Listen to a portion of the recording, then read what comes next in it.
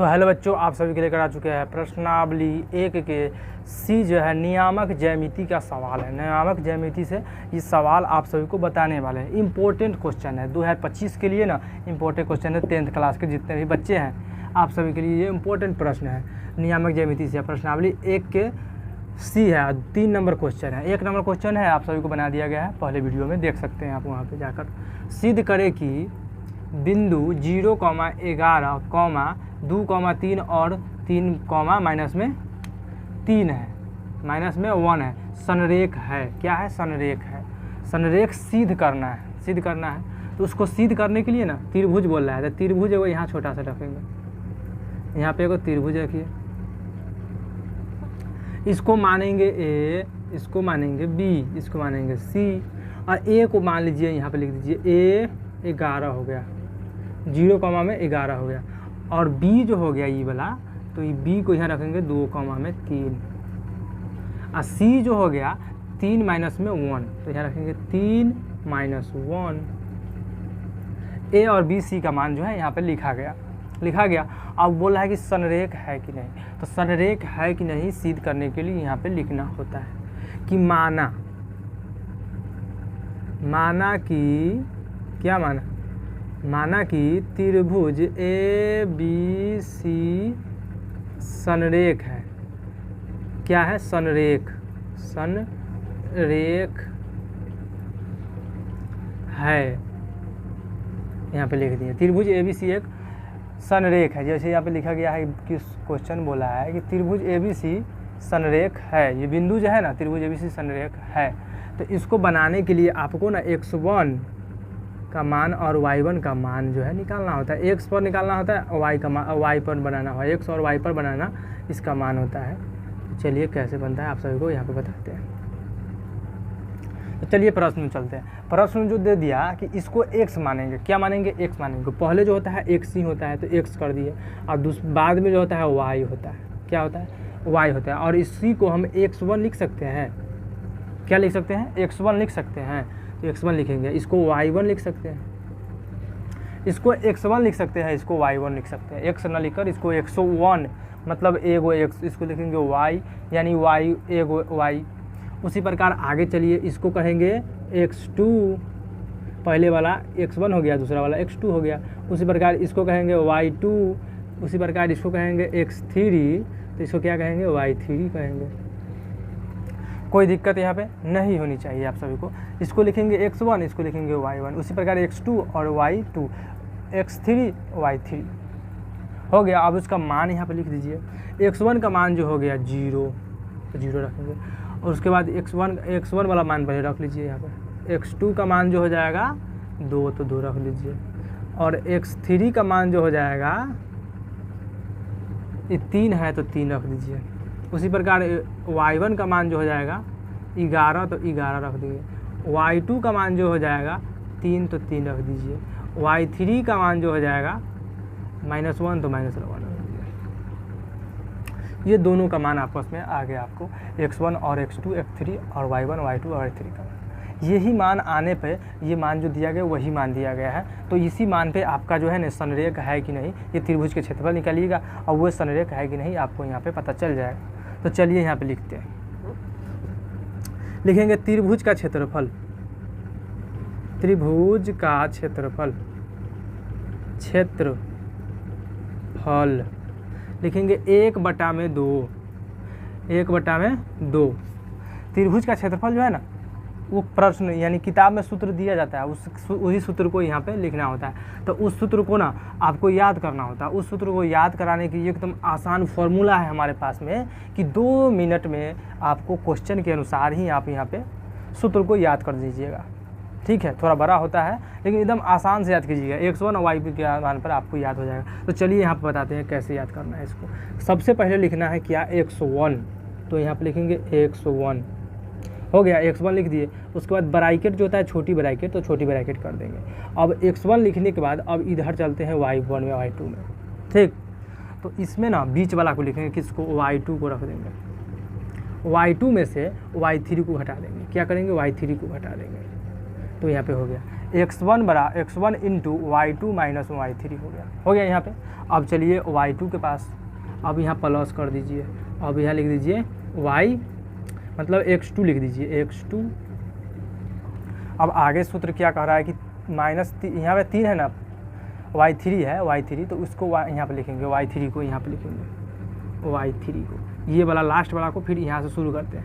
अब देखिए y2 जो है y3 के साथ है कि नहीं, तो बच कौन रहा है, y1 बच रहा है, तो y1 इसके साथ आया कि नहीं, क्या कि y3 के साथ y2 काम कर चुका है, तो y3 के साथ जो है ना y1 फिर काम करेगा, तो लिखेंगे माइनस y1 हो गया यहाँ पे।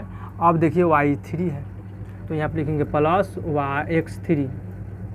अब x3 जो है ना, x3 इसके बीच में रहता है, खाली x1 के साथ ये रहेगा, x2 के साथ ये रहेगा, x3 के साथ ये रहेगा। अब देखिए, अब जिस प्रकार y3 को यहाँ लिखिए उसी प्रकार y1 को यहाँ लिखेंगे, पहले लिखेंगे y1 को।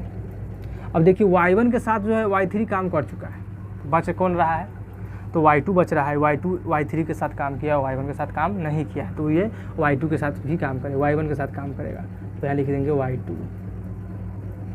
सूत्र यहाँ पे आपका समाप्त हो गया। क्या हुआ, सूत्र आपका यहाँ पे समाप्त हो गया।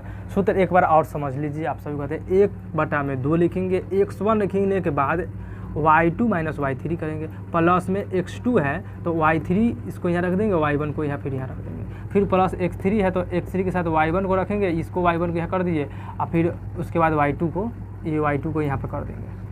ठीक है, इस सूत्र पे यहाँ पर समझ में आ गया होगा। सूत्र को 2 बार समझिएगा, आपको समझ में यहाँ पे आ जाएगा, लिखिएगा आ जाएगा समझ में, और वो 1/2 लिखेंगे।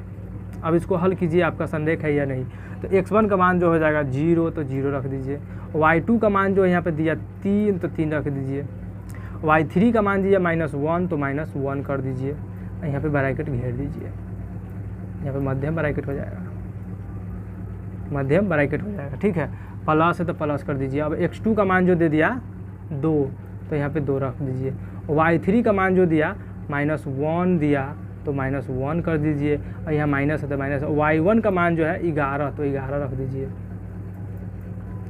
11 रख दीजिए, प्लस में x3 का मान जो है 3, तो 3 रख दीजिए, यहाँ पे 3। अब y1 का मान जो है 11 है तो 11 कर दीजिए यहाँ पे, माइनस y2 का मान जो है 3 है तो 3 कर दीजिए यहाँ पे, ये बड़ी ब्रैकेट तो बड़ी ब्रैकेट कर दीजिए। अब इसको हल कीजिए, मान जो आ गया आपके पास में, तो अब हल कीजिए इसको, 1/2 हो जाएगा। अब 0 है, इसको ऐसे कर दीजिए, माइनस माइनस क्या हो जाएगा, प्लस हो जाएगा, 3 प्लस में 1 हो जाएगा, यानी माइनस से माइनस में गुना कीजिए तो प्लस हो जाएगा। फिर उसी प्रकार प्लस यहाँ पे हो गया, 2 है, माइनस माइनस प्लस में क्या होगी, यहाँ पे गुना नहीं है, यहाँ पे गुना था, यहाँ पे गुना का है ना, यहाँ पे ब्रैकेट दिया गया, तो इसीलिए गुना रहता है यहाँ पे, तो यहाँ ब्रैकेट नहीं जोड़ है, तो यानी जो घटाव है, तो घटाव में घटाव कैसे होगा, घटाव नहीं होता है, यहाँ पे प्लस अगर होता तभी घटता, यानी माइनस माइनस जो होगा वो नहीं घटेगा, समान चिन्ह वाली संख्या आपस में जुड़ती है, असमान संख्या आपस में घटती है, तो ये समान है, ये भी माइनस ये भी माइनस, तो नहीं जुड़ेगा, घटेगा तो ये जोड़ देंगे इसको, -12 हो जाएगा, कितना हो जाएगा, 12 हो जाएगा, प्लस 3 है तो 3 रख देंगे। अब 11 में से 3 को घटाइए तो कितना बचेगा, 11 में से 3 को घटाएंगे तो कितना बचेगा, 8 बचेगा, तो 8 को लिख देंगे, यहाँ पे कुछ नहीं तो गुना का चिन्ह आता है, तो गुना 8 हो गया। अब ब्रैकेट हटा तो हटा दीजिए इसको, 8 हो गया, चाहे ब्रैकेट भी रख सकते हैं, आपको मर्जी, ब्रैकेट भी रखिए इसको यहाँ पे। अब इसके साथ गुना कीजिए, अब गुना कीजिए, 1/2 हो जाएगा। अब 0 है तो 0 कीजिए, अब 3 1 कितना हो जाएगा, 4 हो जाएगा, अब ब्रैकेट यहाँ पे 4 लिख दीजिए, प्लस में 2 से गुना कीजिए, इसमें 12 में कितना होगा, ये प्लस है ये माइनस है, माइनस प्लस माइनस, 12 दूना में 24, यहाँ पे 24 लिख दिए, फिर यहाँ पे प्लस कीजिए, अब 3 से गुना कीजिएगा, 8 3 24 हो जाएगा, यहाँ पे प्लस है भी प्लस रहता है तो प्लस से प्लस रहेगा, यहाँ पे ब्रैकेट कर दीजिए बड़ी ब्रैकेट। अब 1/2 हो गया। अब उसके बाद जो है, अब 0 से गुना कीजिए इसमें, किस में, 0 से गुना कीजिएगा 4 में, तो क्या हो जाएगा, 0 हो जाएगा। किसी भी अंक से गुना करते हैं, किसी भी अंक में 0 से गुना करते हैं तो क्या होता है, वो 0 हो जाता है, चाहे कितना भी बड़ा अंक क्यों नहीं हो, 7 5 6 7 जितना भी अंक हो, उस अंक में अगर 0 से गुना करते हैं ना तो वो 0 हो जाता है, जोड़ते हैं तो 0 नहीं होता है, गुना करने पर 0। उसी प्रकार देखिए 0 से गुना करेंगे 4 में तो कितना हो जाएगा, 0 हो जाएगा, ठीक है, 0 हो जाएगा। माइनस, अब 24 में से 24 घटेगा, कितना बचेगा? 0 बचेगा। अब 0 0 हो गया, 0 0 होना गया यहाँ पे। अब 0 को नहीं लिख कर यहाँ पे लिखिए। अब 1/2 है, यहाँ पे कुछ नहीं तो गुना का चिन्ह होता है। अब गुना है, अब 2 से गुना कीजिएगा, 0 में क्या है, भले अभी बताए हुए हैं कि अंक से गुना करेंगे 0 में तो 0 हो जाता है, तो इससे गुना कीजिए इसमें तो पूरा 0 हो गया, पूरा 0 आ गया, पूरा 0 आ गया। ये संरेख हुआ। क्या हुआ? 0 आ गया तो संरेख हुआ। 0 नहीं आता तो संरेख नहीं होता। ये प्रूव्ड हो गया कि ये जो है ना संरेख है। यहाँ पे 0 आ गया, 1/2 0 आ गया, तो ये संरेख आ गया आप सभी का सवाल में, ये संरेख है। ये सही बोला था कि नहीं, ये संरेख है। तो चलिए आप सभी को एक बार फिर से समझा देते हैं यहाँ पे कि सिद्ध करने के लिए कह रहा है कि बिंदु इतना इतना और इतना की संरेख है। संरेख है, मान लीजिए संरेख है, तो त्रिभुज यहाँ पे बना दिया और ए और बी और सी कर देंगे। उसके बाद यहाँ लिखेंगे माना कि त्रिभुज ABC एक संरेख है और x1 x2 x3 का मान y1 y2 माना कि जैसे कि x1 या y1 रखेंगे, उसका मान यहाँ पे लिख दिया। आप त्रिभुज का क्षेत्रफल लिख दिया। त्रिभुज का क्षेत्रफल इस पे लिखने के बाद उसका जितना मान जो दिया गया उस मान को यहाँ पर रखेंगे। प्लस माइनस करने के बाद जो मान आएगा उसको मान रखने के बाद यहाँ पे जो आंसर आएगा वही इसका आंसर हो जाएगा। ये 0 आया, यानी जो ये बिंदु जो है सिद्ध करें कि बिंदु जो है 0,11 × 2,3 और 3,-1 संरेख है। तो प्रूव्ड हो गया, यहाँ पे 0 आ गया तो ये प्रूव्ड हो गया कि ये संरेख है। तो ऐसे सवाल के लिए हमारे शशि द स्टूडेंट को सब्सक्राइब कीजिए और इसमें कहीं भी प्रॉब्लम हो तो हमें कमेंट करके बताइए और उस सवाल पे हम आप सभी को एक नए वीडियो और बनाकर बताएंगे जहां आपकी प्रॉब्लम होगी। तो चलिए मिलते हैं नेक्स्ट वीडियो में, और दोस्तों के साथ इस वीडियो को शेयर ज़रूर कीजिएगा। शेयर करने से क्या होगा कि बहुत सारे दोस्त जुड़ेंगे और हमको भी पढ़ाने में मज़ा आएगा और आप लोग भी सीखिएगा। तो चलिए मिलते हैं नेक्स्ट वीडियो के लिए।